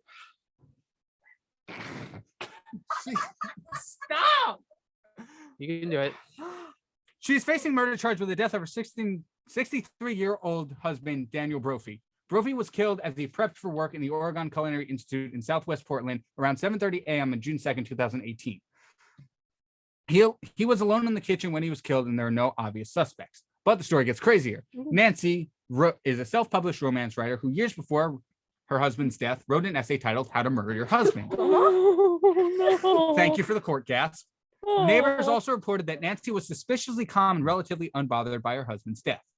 She even told some of her neighbors that she was a suspect in the case, but they felt like, oh, well, then they normally always suspect the spouse. The trial is expected to last 7 weeks, and the essay will not be used against her, according to reports. What? I don't understand. That seems like Wait. pretty, can't say the What word a co- evidence. No, I don't think coincidence. that's evidence. That doesn't mean It's anything. kind of sus. It's a little. Oh. Hey, she's creative. All right. She's creative. Don't. It If was her somebody tried outlet. to use my creativity against me like that, I'd be pretty. I feel pretty Good. duped. Okay, that's okay. If it was like a creative story, if it was a step-by-step list, I mean, sometimes it's cool to walk through Okay. those, situations. But just to wonder. What you if know? it reveals I'm like terrified of Jake. what if it reveals like the So- type of person that would murder their husband, and so it actually leads Yeah. to figuring out who did it? Or what if some of the details have the same details of how she murdered her own Whoa, husband? that's literally That's what I'm a talking movie. What's that movie called? I forget. I don't know, but I'm How to Get Away with interested. Murder? No, that's a I TV think it's show. called TV like. show. That's so um, true. You're right. Hey, Mom, do you have the answer? Tell us. I Mom. think it's called Shrek 2. it's Basic Instinct. Shrek. That's Oh, the okay. movie I'm thinking Oh, of. No, That's not literally Shrek. what happens in Ella the movie. Enchanted. Okay. No. Yes. How is it not used as evidence? How I- do yeah, you- I It's, don't- it is a also Oh, because it doesn't mean anything. also I have a It's not uh, evidence. It's for the- literally not. I guess, How- but it's just a really strange coincidence. I'm surprised. I wonder what the argument was to get that thrown out because. Oh, interesting. because it's just literally not evidence. It doesn't prove anything about like. It's just literally not. Yeah, it isn't. that It is doesn't true. like evidence about placing her at the scene of the crime, actually showing that That's fair. she did it, I mean, and it doesn't do that. You don't It think just- it would have some sort of But if motive? okay, but maybe. But if here- it was here's something no, like no, that, no, okay. no. why would she Here write is- about it and then do it? if- No, that's literally the plot of the movie where it's here's like okay. in that film I just mentioned, Basic All right, Instinct. That's the I big have- thing where it's like, oh, why would she do it if she wrote about it? Okay. Here, I am hurts. going to wreck your entire argument here. So Tanner if this- destroys Jake if with this facts and is logic. all right. not Let's evidence, see.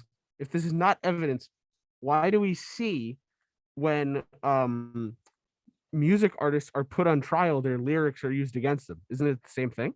When does that happen? When has that ever happened? It's happened. Let's see. all the time with Lyric. angry white There's moms. Yeah. I mean, I like- guess the difference would be honestly, I don't think there is a difference. I feel like that shouldn't happen, but I could see maybe That doesn't it's happen like too much. it could be seen as like maybe in some songs like they're writing about their personal experience.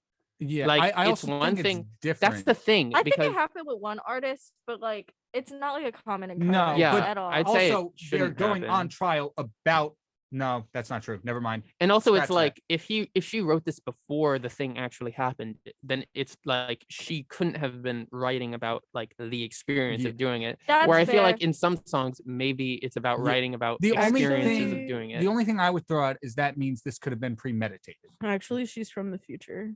But and like, she's writing about her past. Source, trust me. yeah, Conspiracy. No. I don't think that's I don't think that's a common thing that happens in court with musicians. Yeah. And if it does, I think it shouldn't for the reasons I just Yeah, they're Very trying. I agree. Dang, Multiple. so- There's multiple rappers trying to get it banned from being used in court. yeah, and Don't it get shouldn't. lyrics banned. Well, wait, actively, I don't know. I feel like actively going out of your way to say it should be banned is kind of suspicious. I mean, I think that It is. like if it's describing a situation that like actually happened and it's like admitting like, yeah, I had some, but even so, because I feel like even if you were involved in some sort of violent crime, like you shouldn't be incriminated for like expressing your feelings about it. Like, I don't know. I feel like that like, is that wild? I don't know. I kind I of feel where like you're if you coming did from. something Yeah. really bad and you are Like- the one guilty, You gotta have feelings about you- that, right? yeah, but if you admit to it, Yeah, I still that feel like should if feel you, like turning yourself in. yeah, you put that out for the Mhm. whole world to listen to. I think it Yeah, no, causes it could some be used against you. Yeah, you need to have some accountability for that. I you think it's a know? case by case basis. But in again, that's some only if you're instances. actually saying, I was here at this moment. Yeah. Right. And It- in this and I did case, this. she wrote This this is a a thing that couple happened, you years ago. know? She wrote this essay, so it's a little bit of a time gap between her writing the essay and actually committing the murder. Very true. So Theoretically, theoretically, allegedly, allegedly, yeah. Nothing Allegedly. confirmed yet. Right. but Yeah, a little interesting story on that. yeah. note. But Funky and fresh. funky and fresh. Funky Thank and you. fresh. So what The do we do perfect now? combination. I'm glad you We think so. suggest marriage counseling. I think um, you need two parties for that. Don't yeah. Oh my god, it just clicked. No, that was rough. Do you want to close or should I? Marriage You know what? counseling from You can beyond. close. All right, this has been the Tuesday morning buzz. I hope you all enjoyed. I am your host, despite my seating position, Kyle Pepitone, joining my co-host Jacob Goetz, newscaster Aiden Ivers, and Terry Dickerson. Thank you so much for joining us, Terry. Yes. Amazing Absolutely. job. Thank you. Thank you. Thank you. I'm getting to it. No, it's fine. Sportscaster I don't Tanner matter. Price and music Wow. host Music McCormack Jr. Yay, Junior. The second. King's Chaos is next. Stay Music tuned. 2 Electric Boogaloo. All right. Have a great morning, everybody. It was a pleasure Bye-bye. sitting in your chair. And here we go. See ya. Bye. Hey, you're listening to WMSC Upper Montclair 90.9.